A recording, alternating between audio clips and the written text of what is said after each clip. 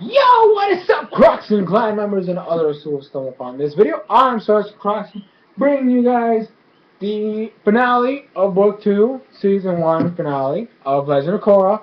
Um, so this video is probably going to be a little long. I hope that I don't make it too long, because I want to cover the review for the last two episodes, and a little bit of my final thoughts on Book 2 and Season 1 as a whole.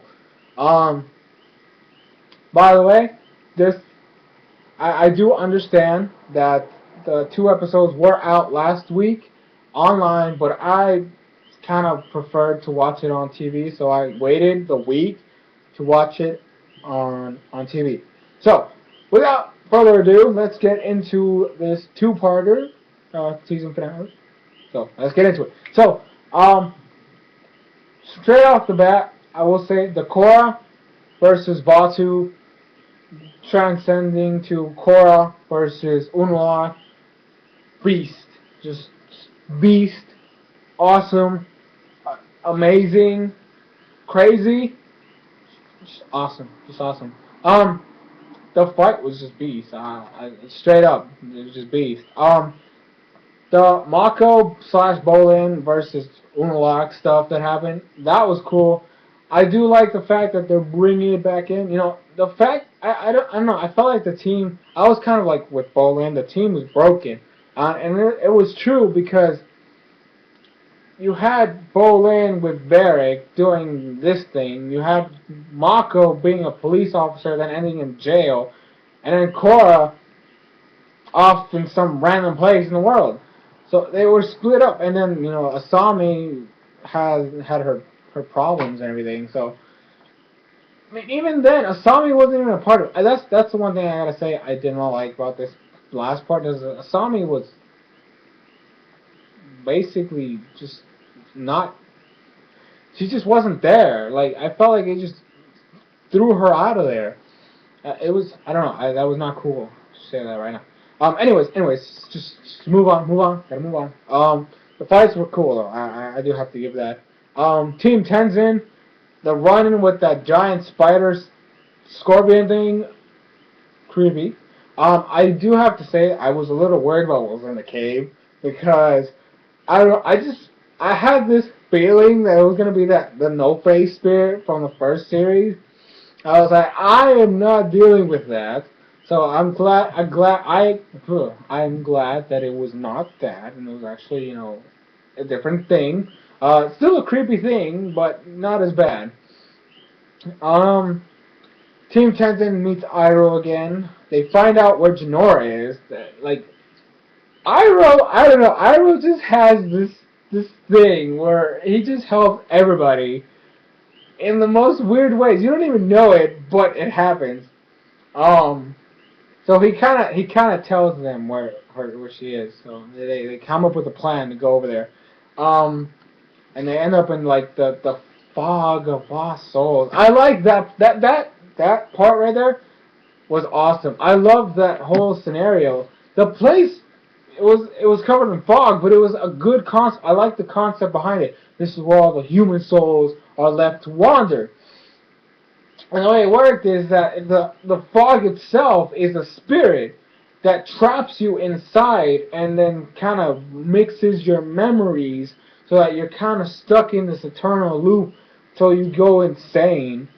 Um, so I like that concept. It was cool. I like the fact that they brought it.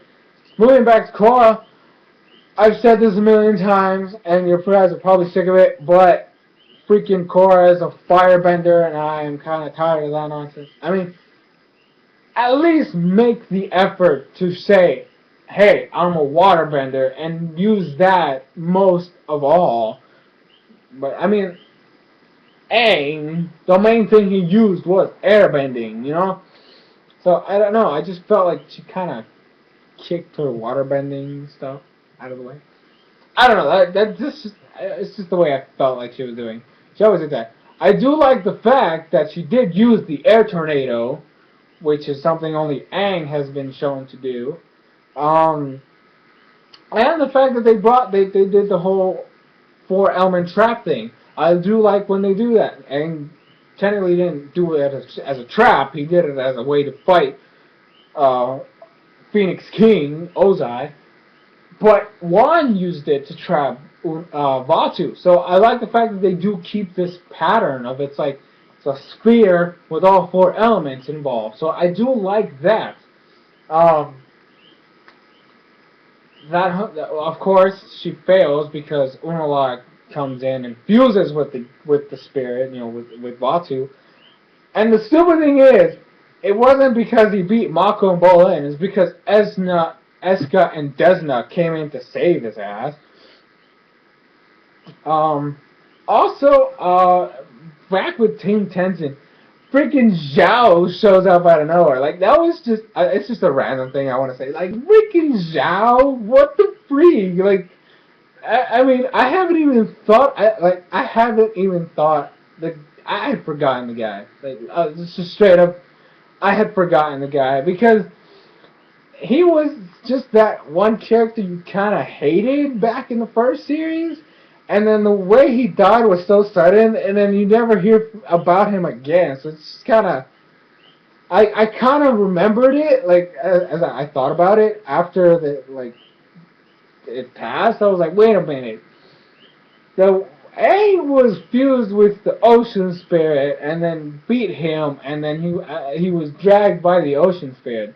So I guess that's where like the ocean spirit like brought him to the spirit world or something. I don't know. It was crazy though. Let's just to see this guy. He's just off in a tangent like I'm the Zhao the Conqueror. I will capture the Avatar. I killed the moon spirit. Like he's already crazy, you know. So that was just funny. That was just completely random. That just happened. I was like, okay, that's just weird. Um, the whole light avatar versus dark avatar stuff was cool. This whole connection and this struggle between them two. That was actually kind of cool. Um, they did do the whole scene from the trailers that the whole Korra being trapped in the crevice and then Orlok trying to crush her, going like, "Just give up, your era is over." And then they did add the little thing, it's like Korra was talking to Rava, and she's like, "Don't give up, Korra, you can still win." And then so they did that. She pops out of there, and she's like, "You shall not win!" Ha ha! And the fight continues, and it was awesome. Um, Also, like this is the thing I need to bring it up because it's freaking hilarious. As Eska and Desna caught Mako and Bolin, they caught them. Um, and like they were trapped in this block of ice, like each individual block, obviously. And then Mako's like begging for them to stop this because they need to stop Unalaq. And then all of a sudden, Bolin just starts bawling, and I'm like, what the heck?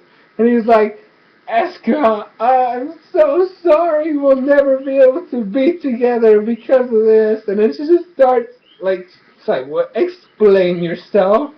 And he just starts like literally just spewing love towards her. And I'm like, what the crap is this? And she was like, you're the one that left me at the altar. And he's like, I was conflicted with my feelings over you. I'm like, that was so fun. I laughed. I gotta tell you, I was laughing my ass off. That was just funny. And she just freaking kisses him and all dramatic and all like hyped up and everything. And then they let him go, and then they go over there. I was like, what the freak was that? And then the fight's over going on, and it's just crazy what's going on. And freaking Unalaq, I don't know how it happened. I was like totally confused. Just like whips Rava right out of her, and I'm like, happened. I was just like, what just happened? It was weird. Like it was just weird. Um, Team Tenzin separates. It's like Kaya and Boomy just start freaking out, and like they run off in separate just directions, and then Tenzin's like, "Oh my gosh, no, come back!" and then he actually airbends, and then like some of the fog goes away, but then comes back. Um, I do like what they do with him. Like I said, Tenzin is one of my favorite characters. I will say that straight up and now because he shows this progress all the time. And even though he's already this great airbender, we actually have seen some growth. And then so he's like walking around saying he's the son of Avatar Aang, he's the hope of mankind, he's the future of the airbenders and all this stuff, because that's what he feels like. That's what he thinks he is. He is the future of the airbenders. He's the one that's supposed to guide the future airbenders. He has to protect the world. He has all this stuff that's like hanging on his shoulders, weighing him down. And he keeps repeating himself and repeating himself because he's trying to keep a level head. He's trapped in this place which is meant to make you go crazy. So he's trying to refocus himself, saying, "Hey, I'm the son of Avatar Yang. I am the protector of the world. I have to guide the future airbenders." He's literally trying to keep himself grounded, but by doing that, he is actually hurting himself because he's constantly repeating this. So Aang shows up. Like, that was the weirdest part. Like, freaking Aang just shows up, tells him, "You're not me. You are Tenzin. You are Tenzin. You're not me. You don't have to be me." And then Tenzin literally goes, "You're right. I'm Tenzin." And then Aang transforms into Tenzin, and Tenzin realizes that he's not his father. He shouldn't be following his father, because he will never be his father. He has to live his life. And by accepting that truth balanced out this whole nonsense, literally making it to where he was no longer in the fog. Rescues Jinora, rescues Kaya, rescues Boomy, gets out. And then they come to because they were like passed out because they're trapped in the fog. But he was able to escape. That kind of growth, that's the stuff I like to see. That is the best way you can go at a character that's already developed enough from the very beginning. By giving him that kind of character from the get-go, you can move forward and kind of help him out. I know this is part of the whole plot at the end of the video. I'm sorry that I'm bringing that up now. I just wanted to... It was part of the story. So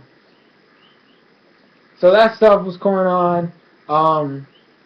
They save everybody. Jinora kind of like gets them a way out, and then she leaves because I don't know what the heck was going on because Batu, Batu with Unalaq, like they have Bravo out and they start striking her with like waterbending, and every time that they hit her, like Korra herself would see, like first it was Aang, he disappeared.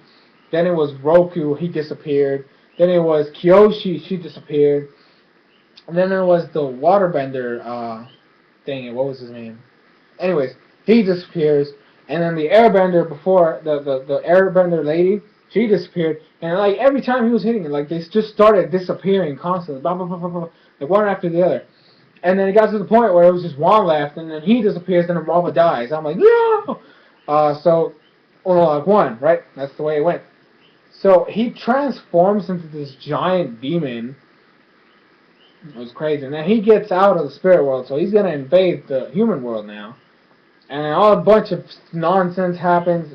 Korra feels down, and then like they freaking knock out. Freaking Unalaq knocks down Aang statue. I'm like, what the heck is this? Not cool, man.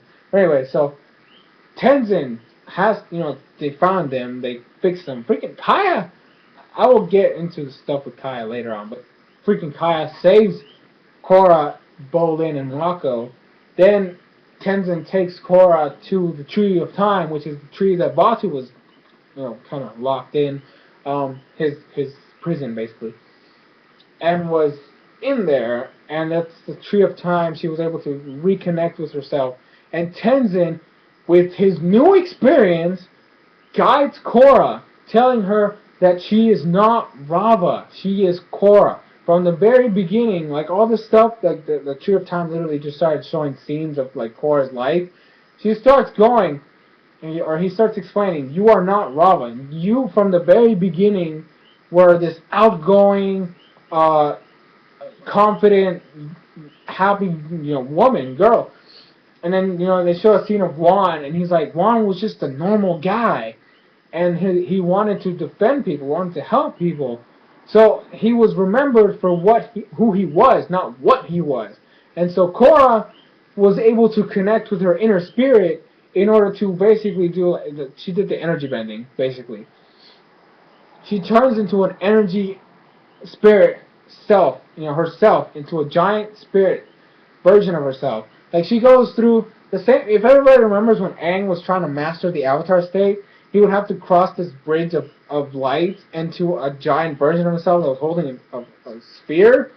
That's basically what Korra had to do. But instead of going Avatar state, in that sense, Korra became herself. Her spirit grew, and she was able to fight Batu doing that. And it was a pretty cool fight because it was a more physical fight than it was about bending. It was energies clashing with each other. Yeah, it was energies clashing with each other. Then it was a physical fight. Korra was trying to find Rava. Then Janora comes down, like freaking light bursts out of her, and then like Rava is shown, like her heart. There's a heart beating inside Batu. Korra immediately goes in, just rams him, and pulls her out. And then does because Batu was trying to destroy Korra by turning her spirit into darkness and then being able to swallow her. Korra did the opposite to him. She used the light, basically the same thing that Unalaq was doing. She did the light bending and was able to, basically destroy Batu for the next 10,000 years. So that was cool. I liked the fight. That scenario was kind of cool. So Rava and Korra fuse at the end of it, and then Korra and Mako break up again. So it's over, and then the South is free. They're independent again. So I don't know why they weren't. They used to be independent to begin with. So they're independent again. Tonrax, the chief. The spirits are now intertwined. Humans can go in the spirit world, and the spirits can come to the human world. It's all one big happy family now. Now, that's it for the finale. I had it all written down, or trying to have as much notes down. Korra, Season 1, Book 2, was great, but I do not like that they cut it short. It was 14 episodes long. We got that from the beginning. It was going to be 14 episodes long. But we started out with a two episode special to start the series. We got 2 episodes. Then, halfway into the book, we got a special for the Wand special, where we learn the beginnings of the Avatar. That's 2 more. Last week, we got 2 episode specials showing the end of the world is near. And then we finished off with another special of the whole finale. That's 4 hour-long specials. That is 4 episodes, or that's 6 episodes. No, hold on. 2. It's 4 sets. That's 8 episodes. There we go. What the freak am I talking about? 8 episodes that they completely cut short. Basically meaning, and even that, the last 2 episodes have been out since last week. They cut it too short. I do not like, we had a whole year and a year and 30 minutes of nothing. Just no news whatsoever. We heard, hey, Book 2's coming, and that was it.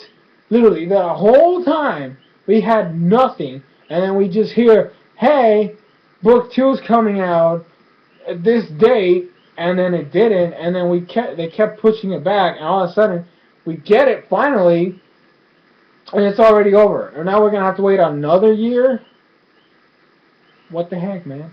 So I feel like the pacing for the seasons is a little off compared to the original series, and the fact that the books were longer. Like, if everybody remembers, Last Airbender book one was freaking long. They were all over 20 episodes. One book. In fact, like the series is pretty long. It's like 60 something episodes. I don't see Korra reaching that amount. So I feel that it's not gonna be as great as the original, and it's not because of, oh, I like the first series more, so I'm biased. No, I do love Korra. It's just that it seems like it's gonna be shorter, and when a series is shorter, you don't connect with the characters as much. That's just my basis. And some of the characters, I need some development. I want Asami to get some development. They literally just pushed her to the background in this arc. It was ridiculous. Like, at least in the first book, she had relevance. She was Mako's girlfriend. There was the rival. There was the love triangle. Actually, it was a long love square there. Of all four characters. You know, Bolin loved Korra. Korra loved Mako, and then Mako was with Asami. It was this crazy love mess there. But it was relevant. She was relevant. And then the fact that she had a role in winning the battle because she took out her father, she was relevant, right? So I liked that. And then all of a sudden we get to book two. She's like the least relevant character. Like, she's just in the background the whole time. Yeah, the whole future industries crap was there, but it wasn't even her. Like, it was all Mako and then Varric. Like, that was what, I mean, it was her company, and the story revolved around Mako and Varric. Like, it wasn't even about her. Not only that, but in the last part of the book, she wasn't even there. Oh, you gotta go take the injured and go away. I want more Asami development in the next book. I'm asking for it. She cannot be left in the background. She is a vital character. You cannot have a team of four if the fourth character is not there. It just does not work. So this ending, while it was awesome, and I did love it. I love the fights and the way it worked. The fact that you left out a major character, it was a blow. And then even then, Bolin was basically nothing until the halfway of the freaking story, because he was just there. He was a nobody, and then it wasn't until he was with Varric that he had any relevance. And like I said earlier in the video, Team Avatar did not exist in this arc. Yes, it was good for separate stories, but when you have some stories become more relevant than the rest of them, it kind of throws the team off balance. At least with the first series, everybody had something to do. I mean, the one that got the least development was Sokka, and that's mainly because he was the comic relief. And even after a while, he did get some development. He became the genius. He became the plan guy. He did the strategies. And not only that, he got a freaking sword. So, I mean, yeah, it took him a while, but he had a role. I don't know. I just feel like the character's a little too off balance this series. Um, it's the ending was cool. I did like the way it ended. The first book was cool. I love the story for the first book. I love the story for the second book. They are great, but they need to get this team more united and at least some form of equal ground. You can't have. I mean, you're already putting Korra way above everybody else, and the fact that Korra no longer has a link to the past avatars is just pushing her even further, because now she's the new first avatar. You can't. You're putting Korra on too high of a ground for the other three characters to kind of be on the same ground as her. She's too far up right now. Mako breaking up with Korra now, literally, you just made him be less relevant because he was in jail for most of the series, or for most of the book. I mean, yeah, in the beginning, he was trying to be a police officer. Nobody listened to him, so he had the rookie detective kind of scenario going on for him. But after that, he was in jail. Nobody gave a damn about him, and it wasn't until the end where we see some relevance with him again. And even that was cut short because he was with Bo Lin. Now, granted, I did like the brother moment, but both of them were outshunned by Korra. So I'm probably gonna make an actual video talking about the first season and stuff like that and what my thoughts on it. This is just a little teaser for you guys. So if you stuck around for this, you already know that there's gonna be a future Korra video sometime soon where I'm gonna talk about it and all the problems that I've solved with it.